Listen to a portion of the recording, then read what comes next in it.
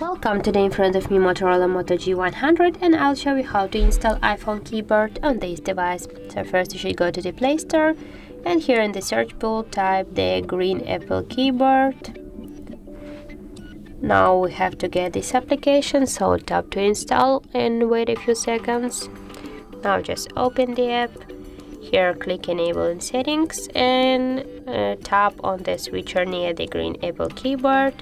Now just tap to OK, again tap to OK and go back. Here just tap to the switch input buttons and switch your keyboard to the English United States keyboard, and as can you see that's finished. Now just we'll check that, and for example we'll start messaging with someone, and as can you see right now our keyboard is so close to the iPhone keyboard as the emojis. So that's how it looks. If you found this video helpful, leave a like, comment and subscribe our channel.